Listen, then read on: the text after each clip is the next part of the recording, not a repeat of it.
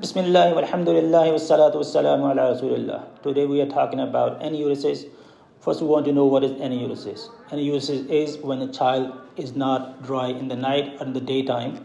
And if you want to know the exact definition, it is that child wets bed 2 days or 2 nights in a week for at least 3 months.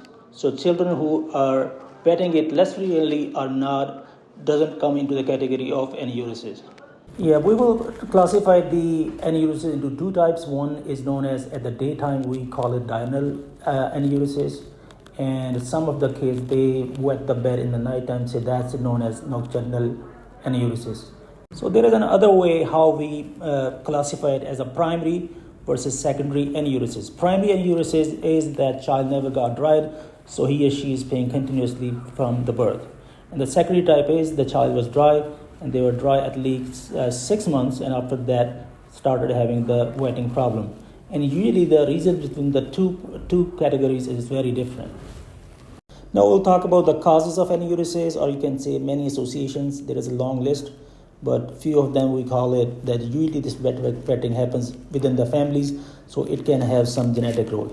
Usually it's more common in the boys versus girls, and usually it happens when the child is under stress and they go into regression. The other causes could be the child is constipated.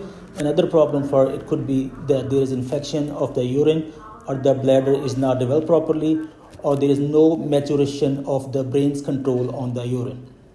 On top of that, there could be the deficiency of certain hormones, and there will be some stress issue, so the child gets regressed. On the treatment basis, we can think about many steps. So first off, the best step is that we should try to investigate the urine concentration, or try to find any infection in it. On top of that, we should try to find out the child doesn't have constipation. We try to solve it.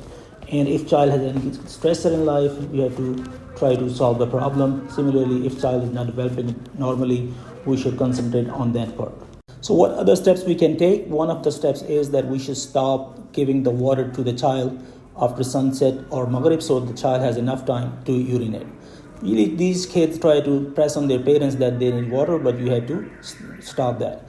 And what happens after that, when the child is going to sleep, after like few hours, what you have to do is wake up the child, take to the bathroom. So child should be taken to the bathroom, so where the child can void or urinate.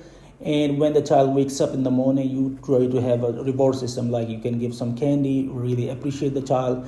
That way child can try to stop him going to the aneurysms in the bed.